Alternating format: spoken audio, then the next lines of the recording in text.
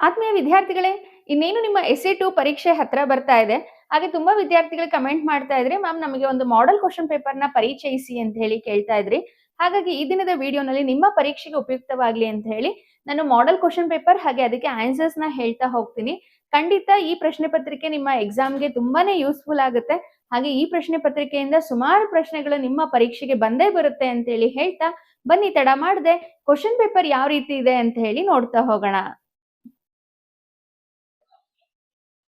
ವಿದ್ಯಾರ್ಥಿಗಳೇ, 7ನೇ ತರಗತಿ ಎಸ್ಎ2 ಪರೀಕ್ಷೆಗೆ ಸಂಬಂಧಿಸಿದಂತೆ ನಿಮ್ಮ ಪ್ರಶ್ನೆ ಪತ್ರಿಕೆ ಯಾವ ರೀತಿ ಇರುತ್ತೆ ಅಂತ ಹೇಳಿ ನೋಡೋದಾದ್ರೆ, ನೋಡ್ಬೋದು ಇಲ್ಲಿ ನೀವು 40 ಅಂಕಗಳಿಗೆ ಲಿಖಿತ ಪರೀಕ್ಷೆ ಹಾಗೂ 10 ಅಂಕಗಳಿಗೆ ಮೌಖಿಕ ಪರೀಕ್ಷೆ ಇರುತ್ತೆ.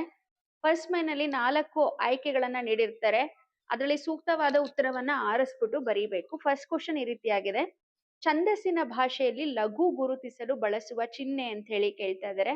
ಆಯ್ಕೆಗಳನ್ನ ನೀಟಾಗಿ ಗಮನಿಸಿ.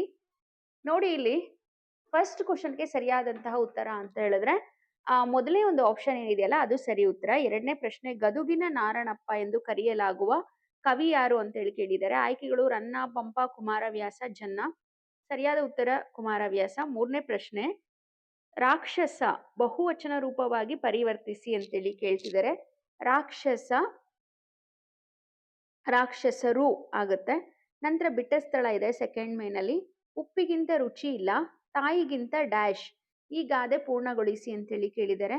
ತಾಯಿಗಿಂತ ಬಂಧುವಿಲ್ಲ. 5ನೇ ಪ್ರಶ್ನೆ: ಅರಸನ ಮನೆ. ಇದರಲ್ಲಿ ಅರಸನ ಎಂಬುದು ಪೂರ್ವ ಪದ, ಆದ್ರೆ ಮನೆ ಎಂಬುದು ಏನು ಅಂತೇಳಿ ಕೇಳಿದರೆ ಮನೆ ಅನ್ನೋದು ಉತ್ತರ ಪದ.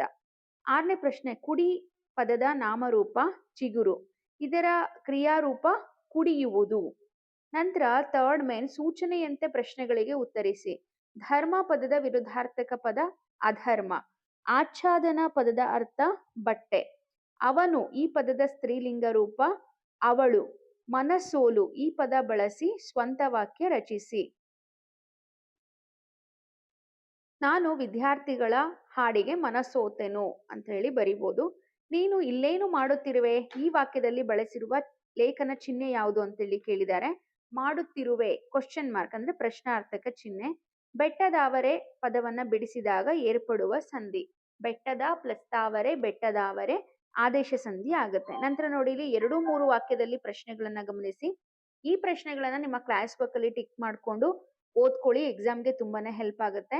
ಕೆಂಪಿರುವೆ ಗೂಡು ಕಟ್ಟುವ ರೀತಿ ವರ್ಣಿಸಿ. ಕಂಸನು ಕೃಷ್ಣನನ್ನ ಕೊಲ್ಲುತ್ತೇನೆ ಎಂದು ಏಕೆ ಹೇಳುತ್ತಾನೆ? ಡಿ.ಎಸ್. ಕರ್ಕಿಯವರ ಸ್ಥಳ ಕಾಲ ಕೃತಿ ಪರಿಚಯಿಸಿ. ಏನನ್ನ ಮರೆತು ಏನನ್ನ ಎರೆದು ಹೇಗೆ ಕನ್ನಡದ ದೀಪವನ್ನ ಹಚ್ಚುತ್ತಾರೆ?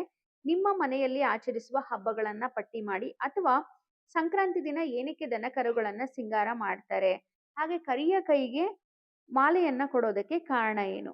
ನಂತರ ಅಥವಾ ಒಂದು ದಿನ ಮಟ್ಟಿಗೆ ನೀವೇನಾದ್ರೂ ರಾಜ ಆದ್ರೆ ಏನೆಲ್ಲ ಮಾಡ್ತೀರಾ ಅನ್ನೋದನ್ನ ಬರೀಬೇಕು. ನಂತರ ಪದ್ಯ ಪೂರ್ಣ ಮಾಡಿ. ಇಲ್ಲಿ ಜಾತಿ ಮತಗಳ ಅಂತ ಹೇಳಿ ಕೊಟ್ಟಿದ್ದಾರೆ. ಆ ಪ್ಯಾರಾಗ್ರಾಫ್ನ ನೀವು ಬರೀಬೇಕು. ಯಾರು ಯಾರಿಗೆ ಹೇಳಿದರು?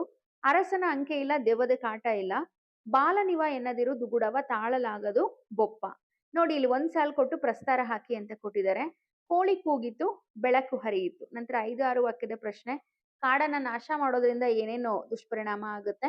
ಮತ್ತೆ ನಿಮ್ಮೂರಲ್ಲಿ ಇರ್ತಕ್ಕಂತಹ ಬೀದಿ ದೀಪವನ್ನ ಸರಿ ಮಾಡುವಂತೆ ಪಂಚಾಯಿತಿ ಅಧ್ಯಕ್ಷರಿಗೆ ಪತ್ರ ಬರೀರಿ ಅಂತ ಹೇಳಿ.